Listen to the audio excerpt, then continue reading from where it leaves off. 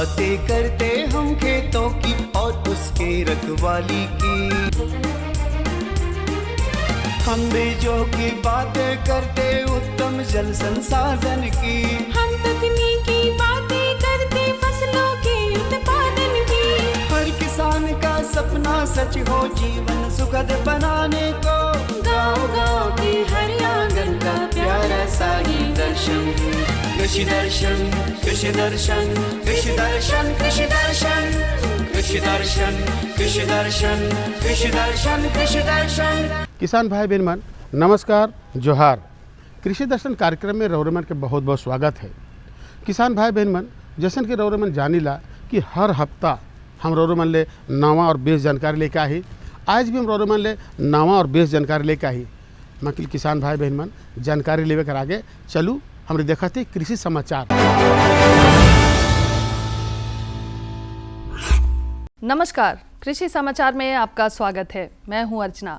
आइए देखते हैं आज कृषि समाचार में क्या है खास। झारखंड बिरसा हरित ग्राम योजना है लाभकारी। जल संकट से निपटने के लिए बनाया गया है जल शक्ति मंत्रालय। छोटे भूभाग में जुताई के लिए उत्तम है मिनी पावर बीडर। राज्य में किसानों को आत्मनिर्भर बनाने के लिए झारखंड बिरसा हरित ग्राम योजना चलाई जा रही है। इस योजना के अंतर्गत राज्य के लगभग 2 लाख एकड़ भूमि पर फलदार वृक्ष लगाने का लक्ष्य रखा गया है। यानी प्रत्येक जिले में लगभग 1400 एकड़ भूमि पर झारखंड बिरसा हरित ग्राम योजना के तहत आम, अमरूद, नींबू सहित अन्य फलदार पौधे लगाकर बागवानी किया जाएगा। इस योजना से लाभुक किसान परिवारों को 3 वर्ष बाद 50,000 रुपए की वार्षिक आय प्राप्त होगी।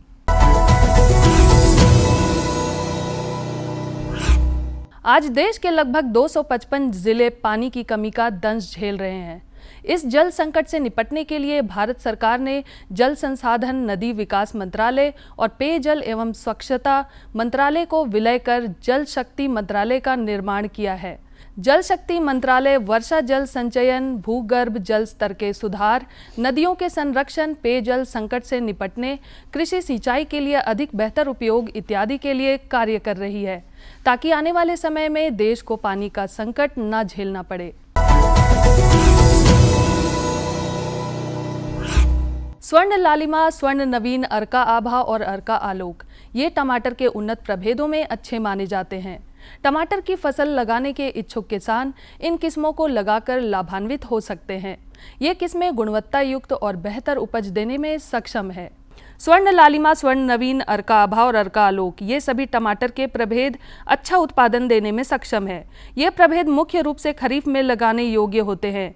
इनके बुआई के लिए 500 से 600 ग्राम बीज 1 हेक्टेयर भूमि के पर्याप्त होता है। सिंचाई निकाय और आवश्यक उर्वरकों के प्रयोग कर इन प्रभेदों द्वारा प्रति हेक्टेयर टमाटर की 200 से 250 क्विंटल उपज प्राप्त की जा सकती है। जिन किसान भाइयों ने सोयाबीन की फसल लगा रखी है उसमें वर्तमान अवस्था में रस चूसने वाली सफ़ेद मक्खी लगने की संभावना रहती है, जो कि पत्तियों का रस चूसकर फसल को बहुत नुकसान पहुंचाती है।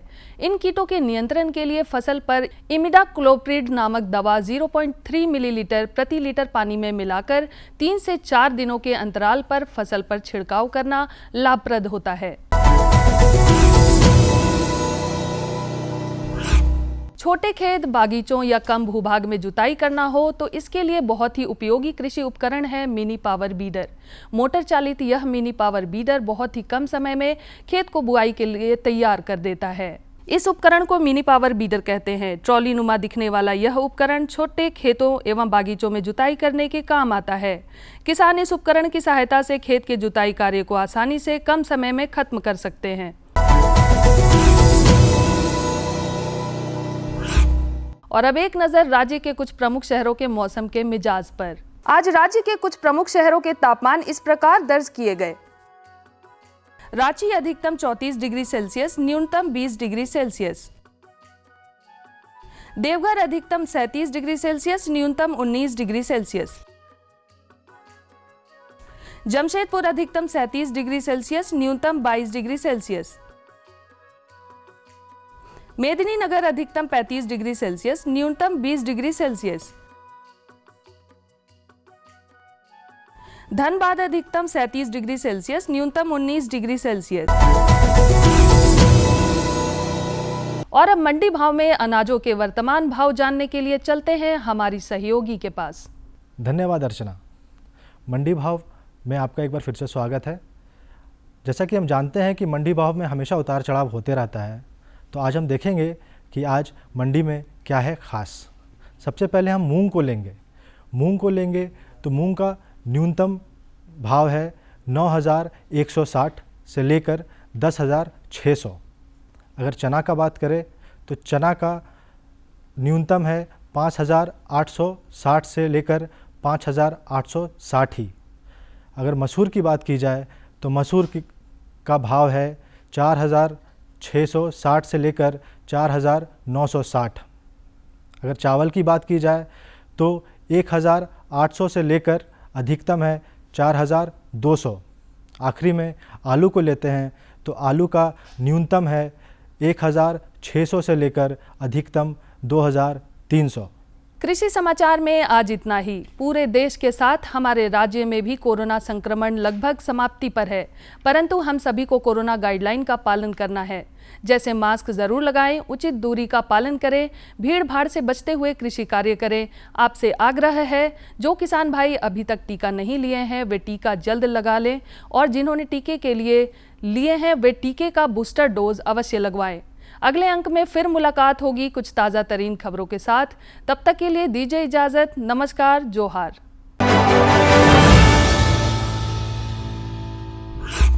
कृषि समाचार में रोरेमन तकनीक कर बारे में, उपकरण कर बारे में, मौसम कर हाल कर बारे में और कृषि संबंधी नवा जानकारी मिलक। एखन बेरा हो जाए एक छोटा सा विराम के। हम विराम के बाद घूर के आवा थी और रोरेमन के जानकारी देवा थी।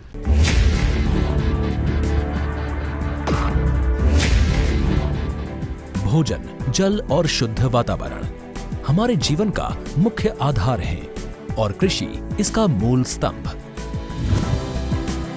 पिछले 60 वर्षों में विज्ञान आधारित कृषि का व्यापक प्रसार हुआ है। साथ ही कृत्रिम संसाधनों के बढ़ते प्रयोग से कृषि की सतत क्षमता पर चिंताएं बढ़ी हैं। प्रधानमंत्री श्री नरेंद्र मोदी जी के दूरदर्शी नेतृत्व के अंतर्गत रसायन मुक्त जैविक खेती एक महत्वपूर्ण प्रयास है। रसायन मुक्त जैविक खेती को बढ़ावा देने के लिए 5 वर्ष पूर्व सरकार ने परंपरागत कृषि विकास योजना तथा उत्तर पूर्व भारत में जैविक मूल्य श्रृंखला योजनाएं आरंभ की। ऑर्गेनिक फार्मिंग को देश भर में बढ़ावा देने के लिए सरकार अनेक प्रयास कर रही है। इसके लिए परंपरागत कृषि विकास योजना के तहत काम किया जा रहा है। न सिर्फ ऑर्गेनिक फार्मिंग को बल दिया जा रहा है, बल्कि उसके लिए वैल्यू एडिशन और मार्केट की व्यवस्था भी की जा रही है। भारत सरकार एवं किसानों के सम्मिलित प्रयासों से आज देश के लगभग 36 लाख किसान 38 लाख हेक्टेयर क्षेत्र में जैविक खेती कर रहे हैं। इसके अतिरिक्त हमारे देश के अनेक ऐसे क्षेत्र हैं जहां आज भी पारंपरिक जैविक खेती हो रही है। इन पारंपरिक जैविक क्षेत्रों को जैविक प्रमाणीकरण सुलभ कराने हेतु पीजीएस के अंतर्गत लार्ज एरिया सर्टिफिकेट का प्रावधान किया गया है। इस प्रक्रिया की विशिष्टता ये है कि इसमें प्रमाणीकरण मात्र 2 से 3 महीनों में हो जाता है, जबकि सामान्य परिस्थितियों में इसमें 2 से 3 वर्ष का समय लगता है। अंडमान निकोबार केंद्र शासित प्रदेश के कार निकोबार एवं नैन काउरी द्वीप समूह देश के सर्वप्रथम ऐसे प्रमाणीकृत जैविक क्षेत्र हैं। अभी हाल ही में संपूर्ण लक्षद्वीप को जैविक खेती के रूप में प्रमाणित किया गया है। वर्ष 2016 में सिक्किम राज्य पूर्ण जैविक कृषि राज्य के रूप में प्रमाणित हो चुका है। सुदूर उत्तर में हिमालय श्रृंखला के बीच स्थित लद्दाख ने भी पूर्ण जैविक के लक्ष्य की ओर बढ़ना शुरू कर दिया है। जैविक उत्पादों को बाजार सुलभ कराने तथा किसानों की उपभोक्ताओं तक पहुंच बनाने के लिए एक समर्पित जैविक खेती पोर्टल भी बनाया गया है। जैविक खेती पोर्टल के जानकारी मंच और विपणन मंच के माध्यम से किसानों को उच्च गुणवत्ता उत्पादन तथा बाजार उपलब्ध कराया जा रहा है। आशा है देश के सभी राज्य अपने जैविक क्षेत्रों का विस्तार करेंगे और देश में जैविक कृषि क्रांति को मजबूत करने में योगदान देंगे। जैविक उत्पादों की देश और विदेशों में बढ़ती मांग, तथा जैविक उत्पादों का बढ़ता बाजार, किसानों की उपभोक्ताओं तक पहुंच तथा जैविक एफपीओ द्वारा जैविक कृषि व्यापार में भागीदारी हमारे किसानों को अपनी आय बढ़ाने का अवसर दे रहा है। पिछले 5 वर्षों में जैविक कृषि उत्पादों का निर्यात दोगुने से अधिक बढ़कर 7,000 करोड़ रुपए से अधिक का हो गया है और इसमें प्रतिवर्ष 20% से अधिक की वृद्धि हो रही है। उम्मीद है पारंपरिक क्षेत्र के किसान भी इस बढ़ते बाजार से लाभान्वित होंगे और जैविक कृषि आंदोलन को आगे बढ़ाएंगे। किसानों की मुस्कान समृद्ध हिंदुस्तान की है पहचान।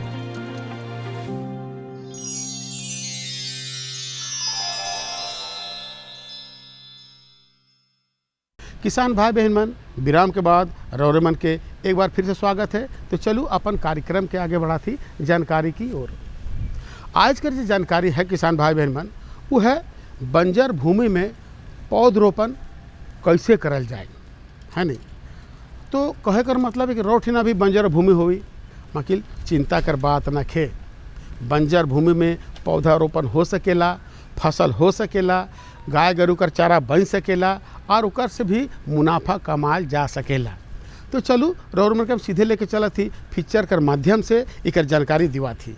बंजर भूमि का प्रयोग अनेक कामों के लिए हो सकता है, लेकिन सबसे उत्तम कार्य वन रोपण है, यानी वृक्षारोपण, क्योंकि यह लाभदायक है।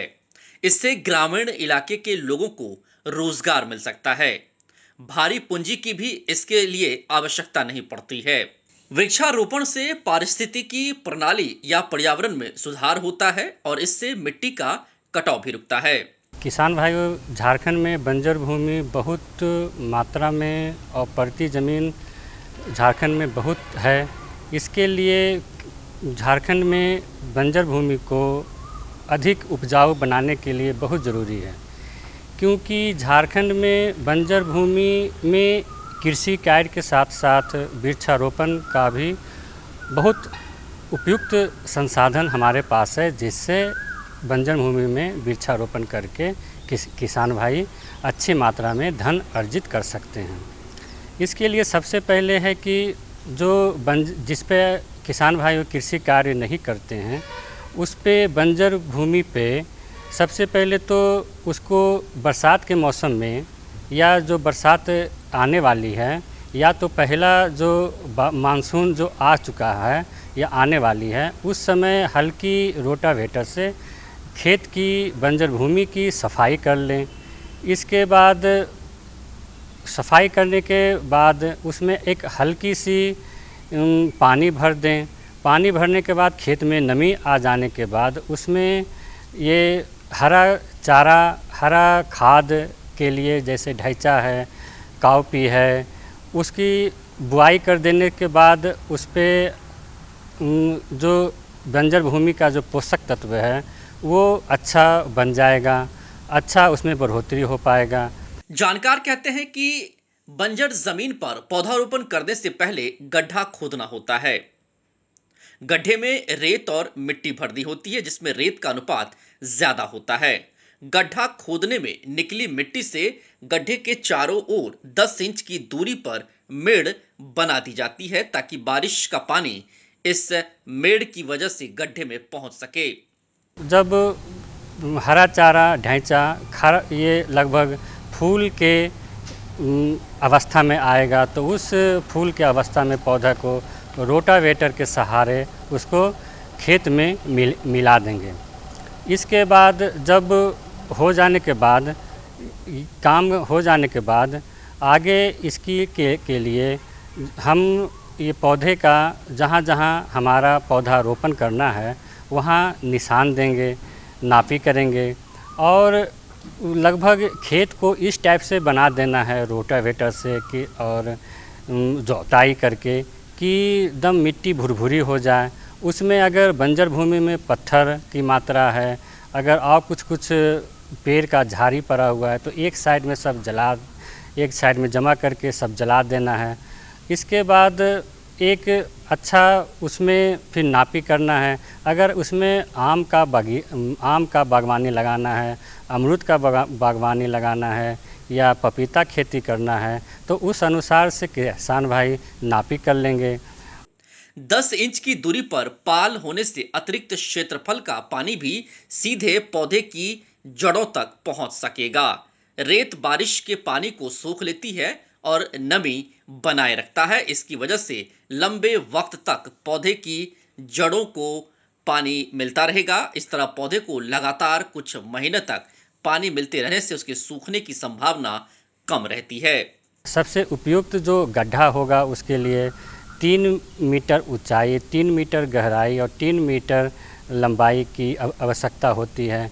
झारखंड की मिट्टी अनउपजाऊ बहुत है, तो इसके लिए ऊपर का जो गड्ढा करेंगे लगभग 3 मीटर का, जो ऊपर की जो मिट्टी होगी उसको हम एक साइड में रख देंगे और नीचे का जो मिट्टी होगा उसको एक साइड में हम रख देंगे।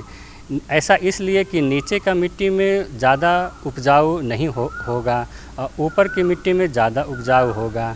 तो इसके लिए नीचे मिट्टी निकाल के रख देने के बाद लगभग अप्रैल के समय ये गड्ढा कर लेना है और गड्ढा करने के बाद जो नीचे का जो मिट्टी होगा उसमें हम लोग 10 किलो गोबर की खाद, सड़ी हुई गोबर की खाद, 2 किलो करंज की खल्ली और 1 किलो DAP और आधा किलो पोटास और उसमें कुछ कीड़ानाशी जैसे फ्यूराडॉन को मिला के गड्ढे में मिला के भर देना है।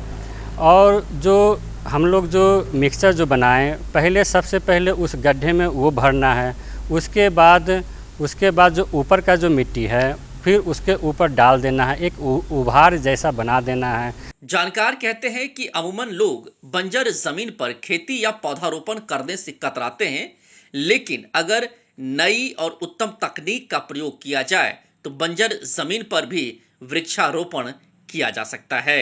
ज़्यादा गर्म पड़ रहा है तो पौधे को अगर ज़्यादा जो सूरज की रोशनी जो आती है तो उसमें नाजुक जो टहनियाँ होती है, जो तना होती है, उसमें हम पेपर को लपेट देंगे, क्योंकि सन बर्निंग ज़्यादा और ये ज़्यादा तापक्रम के कारण पौधे की तना ज़्यादा दिक्कत हो जाती है और मरने के, सूखने के कगार पर आ जाती है। इसलिए गर्मी के मौसम में पौधे को ज़्यादा देखभाल की ज़रूरत है। ज़्यादा अगर गर्मी पड़ रहा है तो उसमें मल्चिंग पुआल से या सूखे पत्ते से ढक देते हैं पौधे के पास, जिससे नमी बनाए रखें और अच्छा तरह से पौधा का ग्रोथ हो सके और ज़्यादा पौधे में मरना नहीं चाहिए। किसी भी बंजर भूमि को उपजाऊ बनाने के लिए उसमें nitrogen, boron, potassium, phosphorus, zinc, copper और आयरन की आवश्यकता होती है। इसके अलावा कंपोस्ट खाद, गोबर की खाद, मुर्गियों की खाद और हरी खाद का भी इस्तेमाल किया जा सकता है। इसके अलावा भी कई तरीके हैं जिनका इस्तेमाल कर अपनी बंजर भूमि को किसान उपजाऊ बना सकते हैं। तो देखो, इस जानकारी से मिल गया कि बंजर भूमि में भी पौधरोपण हो सकेला और ओकर से कम पशु मन कर चारा उत्पादन हो सकेला और बहुत सारा ऐसा चीज़ ओकर में लगाया जाला जगह से मुनाफा किसान भाई बहन के हो सकेला, है नहीं। तो चलो दूसरी जानकारी है, वो बहुत सुंदर है। वो जानकारी है उड़द कर उन्नत खेती और प्रभेद कर बारे में।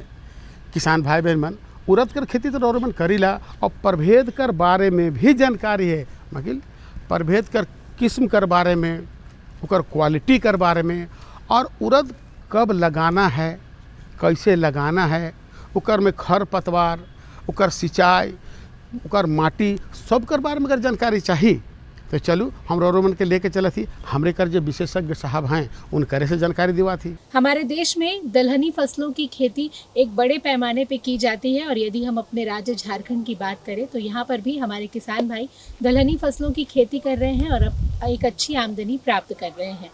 किसान भाइयों, यदि हम बात कर रहे हैं दलहनी फसलों की तो उड़द की खेती इसमें प्रमुख तौर पर की जाती है और इससे आप अच्छी आमदनी भी प्राप्त कर सकते हैं। इसी कड़ी में आज हम पहुंचे हैं भारतीय कृषि अनुसंधान केंद्र प्लांडू में और आइए जानते हैं उड़द की खेती व प्रभेद के चुनाव के बारे में। इस विषय पर जानकारी देने के लिए हमारे बीच जुड़ रही हैं डॉक्टर मीनू कुमारी। मैम, बहुत बहुत स्वागत है आपका हमारे इस कार्यक्रम में। नमस्कार मैम। सबसे पहले तो हम आपसे यही जानना चाहेंगे कि यदि हमारे किसान भाई उड़द की खेती कर रहे हैं तो वे शुरुआत से ही किन किन सावधानियों को बरतें और किस तरह से खेती करें? मैं ये कहना चाहती हूँ कि झारखंड में उड़द की खेती अत्यंत महत्वपूर्ण है और मुख्यतः यह खरीफ के मौसम में की जाती है। तो खरीफ के मौसम में करने का मतलब है कि यह वर्षा आधारित खेती पर की जाती है। तो सर्वप्रथम यह चुनाव करें हमारे किसान भाई एवं बहन कि वो जो भूमि हो वह वहाँ पर जल का निकास अच्छे से हो, और दूसरी बात बहुत महत्वपूर्ण है कि वो उसको रेज्ड बेड या ऊंची शैया जिसे कहा जाता है मेड़ एवं नाली का प्रयोग करें उड़द की खेती के लिए। और इसके अलावा मैं भूमि के चुनाव के बाद मैं ये कहना चाहती हूँ कि आप उन्नत किस्मों का चुनाव करें। उन्नत किस्म जैसे कि बिरसा उड़द 1, बिरसा उड़द 2 जो कि बहुत ही उन्नत है, इसकी शाखाएं बहुत निकलती हैं। इसमें आपको एक फली में लगभग 6 से 7 भूरे रंग के बीज प्राप्त होते हैं और यह 80 से 85 दिन के बीच में पककर तैयार भी हो जाती है। इसकी उत्पादन क्षमता 12 क्विंटल प्रति हेक्टेयर तक मापी गई है। अतः आपसे मैं कहना चाहती हूँ कि इस किस्म का चुनाव आप कर सकते हैं। इसके अलावा आप उत्तरा, उजाला इस तरह की किस्में भी अवेलेबल हैं जो कि आप ले सकते हैं। परंतु इसके साथ साथ मैं कहना चाहती हूँ कि अगर आप उतेरा माध्यम से करते हैं, उतेरा पद्धति से खेती करते हैं तो बिना आप बहुत ज़्यादा आपको निराई गुड़ाई की आवश्यकता नहीं पड़ती है। आप डायरेक्ट इस फसल को ले सकते हैं अपने खेतों में। इसके उपरांत मैं कहना चाहती हूँ कि उन्नत किस्मों के साथ साथ बीजों के उपचार पर आप महत्वपूर्ण ध्यान दें। बीजों का उपचार इसलिए भी अत्यंत महत्वपूर्ण क्योंकि नाइट्रोजन स्थिरीकरण करता है और इसके साथ साथ जो फॉस्फेट होता है, फॉस्फेट को भी ये पौधों को प्राप्त करवाता है। तो इसके लिए आप 10 से 15 ग्राम प्रति केजी बीज के माध्यम से आप पीएसबी या फिर आप नाइट्रोजन स्थिरीकरण राइजोबियम कल्चर का उपयोग कर सकते हैं। और इसके साथ ही साथ आप जो कवकनाशी होते हैं जिसको कि फंगीसाइड कहा जाता है, बैविस्टिन, उससे ट्रीटमेंट कर सकते हैं। आप अपने बीजों को उपचार करें, उसके उपरांत लगाएं ताकि यह जो शुरुआत में होने वाली जो बीमारियां होती हैं उससे आपको इससे मदद मिल सकती है निदान पाने में। बीजों के उपचार के बाद एक बहुत ही अत्यंत जो महत्वपूर्ण ध्यान देने वाली बात है वह है आपका जो उर्वरक का जो मैनेजमेंट है, जो प्रबंधन है, वो कैसे करें। तो सर्वप्रथम मैं कहना चाहती हूँ कि चूँकि झारखंड की भूमि में आपका यहाँ सूक्ष्म पोषक तत्वों की कमी देखी गई है, तो आप नाइट्रोजन, फॉस्फेट, पोटास जो आपको 20-40-20 के अनुपात में डालते हैं, उसके साथ साथ सल्फर जिसको गंधक कहा जाता है उसका भी ज़रूर प्रयोग करें क्योंकि यह आपका जो सूक्ष्म पोषक तत्वों की कमी होती है उसमें महत्वपूर्ण पाया गया है। इसके साथ साथ अगर आपके खेतों की जांच हुई है और अमोनियम मोलिबडेट की आवश्यकता है तो उसका भी प्रयोग किया जा सकता है। आपके उर्वरक के प्रबंधन के बाद मैं ये कहना चाहती हूँ कि खरपतवार की नियंत्रण की आवश्यकता अत्यंत महत्वपूर्ण है क्योंकि खरीफ फसल में की जाती है। तो खरीफ फसलों में आपको 72 घंटे जो बीज की बुआई आपने कर दी उसके 72 घंटे के अंदर पेंडिमिथिलिन जो है उसका आप प्रयोग कर सकते हैं। और अगर आपको 72 घंटे के बाद अप्लाई करना है, कोई खरपतवार नाशी का प्रयोग करना है तो फिर आप वैसे करें जो आपके बीजों को नुकसान, जो आपके पौधों को नुकसान ना पहुँचाए। तो इस तरह से करके आप खरपतवार नाशी का चुनाव कर सकते हैं। मैम, हम खरपतवार नियंत्रण की बात करें, मल्चिंग कितना लाभदायक है इसके लिए? चूँकि यह जो फसल होती है यहाँ पर आपका स्पेसिंग जो दो पौधों के बीच की दूरी होती है बहुत ही कम होती है। तो इस तरह की फसलों के लिए मल्चिंग के लिए बहुत ज़्यादा हम लोग नहीं कहते हैं, या रेनफिट में आपका आराम से ये आ जाता है। तो मल्चिंग के लिए अगर आपके पास सुविधा है तो ही करें, अन्यथा बिना मल्चिंग के भी आप इसकी खेती बहुत ही उन्नत तरीके से कर सकते हैं। इसके बाद में एक बहुत इम्पोर्टेंट बहुत महत्वपूर्ण कहना चाहती हूँ कि पानी है वो इसकी शाखाएं निकलने के समय और दूसरी जो बहुत है इम्पॉर्टेंट फली लगने के समय, इन दोनों समय में आप देखें अगर वर्षा हो रही है तो ठीक है और नहीं हो रही है तो आप उस समय अपने खेतों को ज़रूर सिंचित करें क्योंकि यह उपज को कहीं ना कहीं ये उसमें लाभ पहुंचाता है। इस समय की सिंचाई होती है। मैम, हम देखते हैं कि अब लोग जैविक खेती की तरफ बढ़ रहे हैं, तो यदि हम उड़द की बात करें और इसकी खेती जैविक तरीके से हमारे किसान भाई करना चाहें तो किस प्रकार से करें?